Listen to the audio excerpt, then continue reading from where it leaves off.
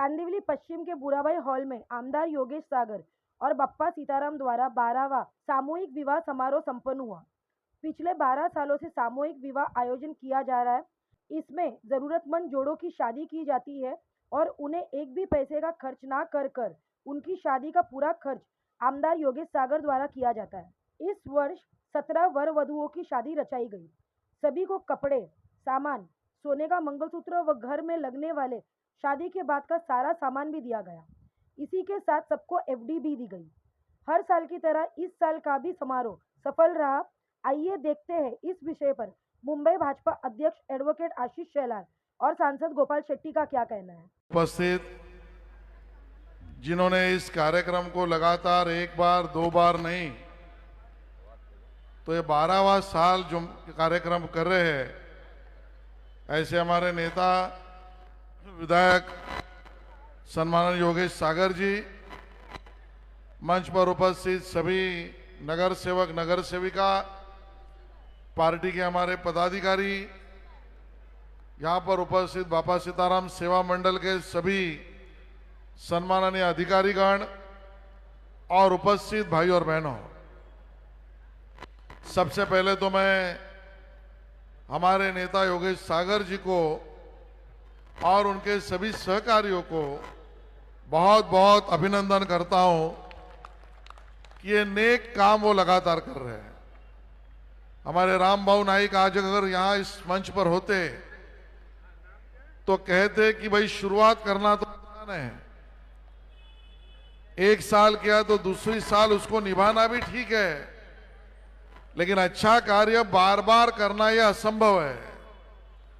और ये बार बार अच्छा कार्य करने का मौका और पुण्य पूरे मुंबई का, मैं अध्यक्ष हूं लेकिन मैं बहुत दावे के साथ कह सकता हूं, पूरे मुंबई में अलग अलग पार्टी के 36 एमएलए है, लेकिन पूरे मुंबई की इन 36 एमएलए में से एक ही एमएलए है जो मुंबई की शान है, वो योगेश सागर जी है, जो इतना नेक कार्य कर रहे हैं।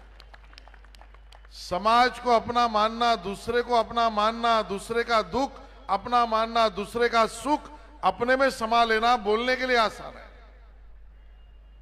हम एक परिवार इस नाते काम करते हैं, भाषण में तो हम रोज कहते हैं, लेकिन सच्ची मायने में परिवार मानना और दूसरे के सुख के लिए खुद खपना, ये जीवन जीना ये संत योगी ही कर सकता है। और योगेश जी में वो बापा सीताराम जी के आशीर्वाद के कारण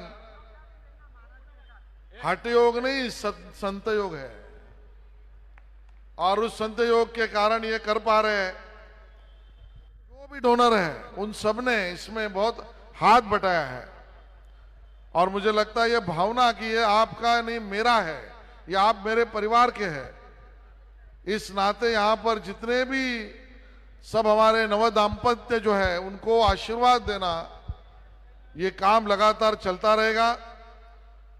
इस काम की प्रेरणा ये माननीय नरेंद्र मोदी जी का विचार है। सेवा का कार्य करते रहिए, जनता का आशीर्वाद बखूबी मिलता रहेगा, और इसके लिए सेवा के कार्य में कभी पीछे ना हटना और राजनीति से परे सोचना। मुझे लगता है योगेश भाई, मेरे जैसे सैकड़ों कार्यकर्ताओं के लिए आपने आदर्श काम किया है। हम उस काम को और उस दिशा में जिस आप काम कर रहे हैं उसमें आगे बढ़ने का प्रयास करेंगे।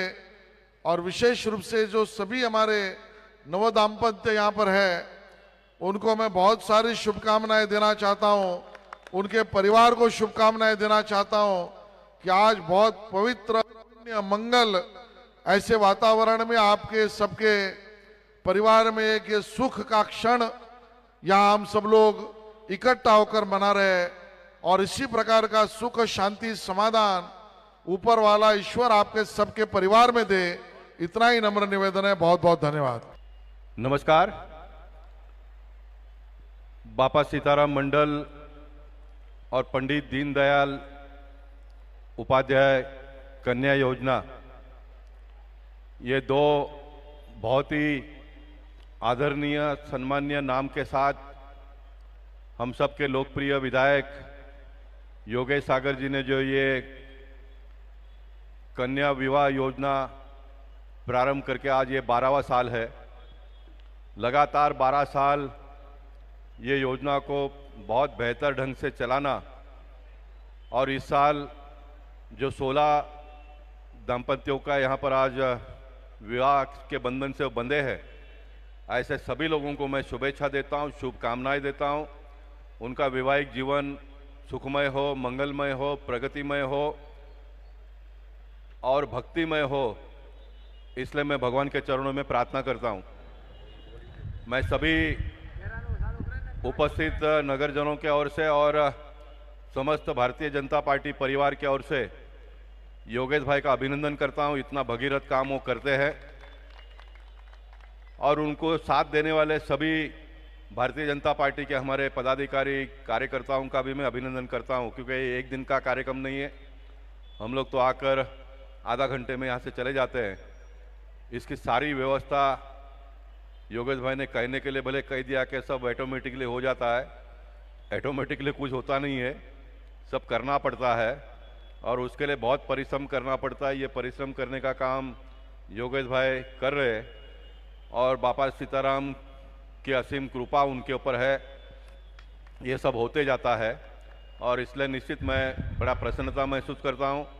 यहाँ पर भारत विकास परिषद, कांदिवली एजुकेशन सोसाइटी और बाकी सारे जो प्रतिष्ठित महानुभाव यहाँ पर आए, उनका भी मैं अभिनंदन करना चाहता हूँ, क्योंकि आप जैसे लोग जब यहाँ पर आते हैं तो हमारे जनप्रतिनिधियों का, हमारे कार्यकर्ताओं का मनोबल बढ़ता है और साथ साथ में जिनका विवाह आज हो रहा है उनको भी लगता है कि इतने बड़े बड़े लोग हमारे शादी में आकर गए और इससे एक कौटुंबिक वातावरण पैदा होता है, ऐसा मैं मानता हूँ। योगेश भाई ने कहा कि शादी की जो उम्र भारत सरकार 21 साल करने जा रही है, वो 21 साल हो गया, ऐसा करके 2-3 एप्लीकेशन रिजेक्ट हुआ। यह आप सबकी जानकारी के लिए आज 3 साल से कमेटी के पास ये प्रपोजल भेजा हुआ। ये कायदा पार्लियामेंट में कैसे पास होता है, तो पार्लियामेंट में तो बहुत लोग होते हैं और 4 घंटे में बड़ा से बड़ा बिल पास करना होता है, तो सबको बोलने के लिए मिलता नहीं है। इसलिए बहुत सारी कमेटियां हैं, कमेटी में ये जो पार्लियामेंट में बिल प्रस्तुत होने के बाद में भेजे जाते हैं। अब ये प्रपोजल कमेटी के पास 3 साल से पेंडिंग है और गए वीक में जो पेपर पड़ा होगा उनको पता होगा कि अभी जुलाई का लास्ट उनको तारीख एक बार एक्सटेंड करके दे दिया है, क्योंकि जुलाई में पार्लियामेंट चालू होगा तो लगभग वो बिल पास होकर फिर कायदा बन जाएगा उसका। मेरा जो सुप्रीम कोर्ट ने कहने के बाद में, इसमें सुप्रीम कोर्ट में कुछ लोग गए थे तो कुछ सुप्रीम कोर्ट ने कहा कि कायदा बनाने का काम पार्लियामेंट का है, वो बनाए और फिर मैंने पार्लियामेंट में प्राइवेट मेंबर बिल मूव किया। मेरा उसमें प्रपोजल ये था कि माँ बाप के सम्मति से अगर होता है तो जो 18 साल है उसको 18 साल ही रखिए, क्योंकि नहीं तो कॉम्प्लिकेशन बढ़ जाएगा पूरे देश में। बीजेपी के लोग ये कर रहे हैं, वो कर रहे हैं, लेकिन माँ बाप के मर्जी के बगैर जो बच्चियाँ शादी करते हैं उनका 21 साल में होना चाहिए। उनके ऊपर भी कोई बंधन नहीं है, डेमोक्रेसी है, फंडामेंटल राइट है, तो आपको शादी करने का पूरा अधिकार है, लेकिन आपने 3 साल रुकना चाहिए। अगर ये 3 साल में माँ बाप मान जाते हैं तो आप करो, नहीं मानते तो फिर 3 साल का 21 साल का कायदा होने के बाद में आप कर सकते हो, ये उसमें प्रोविज़न है। अब ये हमारे कमेटी में जो विरोधी पार्टी के जो एमपीज है वो इसको मान्यता नहीं दे रहे। ये जो बिल आया है योगेश भाई, उसमें डायरेक्ट 21 साल का ही किया है, क्योंकि सरकार को भी मालूम है पूरा तैयार करके भेजेंगे तो कुछ ना कुछ तो निकालेंगे ही। लेकिन हमारा प्रपोजल ये है कि माँ बाप की मर्जी से होता है तो 18 साल, नहीं तो फिर 21 साल। और मुझे पूरा विश्वास है कि ये बिल में कुछ अमेंडमेंट के साथ में अगले पार्लियामेंट में पास हो जाएगा, कि बहुत बड़ा एक भगीरथ काम पूरे देश भर के लिए होगा। बच्चियों को एक अलग वातावरण में अपना जीवन जीने का मौका भी मिलेगा। योगेश भाई ने दूसरी एक बात बताई भ्रूण हत्या का। मोदी जी प्रधानमंत्री बनने के बाद में लगभग भ्रूण हत्या अभी कायदे से भी बंदी है, लोगों ने अपना मन बना लिया। अब लोग ये चाहते हैं कि बच्ची हो करके, और हमारी ये भारतीय संस्कृति में पहले से ही है, अगर लड़की हुआ तो ऐसा कहते हैं कि लक्ष्मी आ गई घर में करके। लेकिन बीच का ये कुछ दौर 2-3 दशक इस प्रकार के गए, बच्ची यानी बहुत लोग मानने लग गए और भ्रूण हत्या बहुत ज़्यादा हो रही थी। अब भ्रूण हत्या लगभग बंद हुआ है और बच्चियों को लोग पढ़ाते हैं। भारतीय जनता पार्टी के बहुत सारे राज्यों में तो जिस दिन बच्ची पैदा हो जाती है उसी दिन उसको शादी के समय पे एक अच्छा रकम मिले, इस प्रकार का व्यवस्था बना हुआ है, कायदा बना हुआ है। योगेश भाई निश्चित अभी सरकार का ये साल का 1 साल है और बहुत लंबा पारी योगेश भाई को खेलना है, तो महाराष्ट्र में भी ये हम आने वाले दिनों में कायदे में ही कर लेंगे, ताकि महाराष्ट्र के बेटियों को भी जो अन्य राज्यों में मिलता है वो लाभ यहाँ पर भी मिलना चाहिए। और फिर सरकार अकेली ये सब कुछ कर नहीं पाएगी, फिर योगेश भाई जैसे लोग जो सेवाभावी संस्था के लोग करते हैं, ऐसे सारे लोगों के मदद से समाज को एक मदद रूप हो, इस प्रकार का ये योजना है। इसलिए मैं बड़ा प्रसन्नता महसूस करता हूँ। मैं बाकी जो भी हमारे नगर सेवक और पार्टी के पदाधिकारी है उनसे भी निवेदन करूँगा कि हमने भी अपने अपने माध्यम से एक से स्टार्ट करो, फिर 2 हो जाएगा। योगेश भाई ने भी प्रारंभ करते समय ऐसे ही किया था अभी, हाँ, ऐसे करते करते आज 16 की संख्या पहुंच गई है। तो हर लोगों ने कोशिश करके करना चाहिए और ये करे सब लोग मिलकर, ये मैं भाव व्यक्त करता हूँ। इतने बड़े काम में योगेश भाई को जिन जिन लोगों ने प्रत्यक्ष अप्रत्यक्ष जो मदद किया है उन सबका भी मैं हृदय से आभार प्रकट करता हूँ। और फिर एक बार नवदंपतियों को बहुत बहुत शुभेच्छा, शुभकामनाएं, धन्यवाद। भारत माता की जय, जय महाराष्ट्र।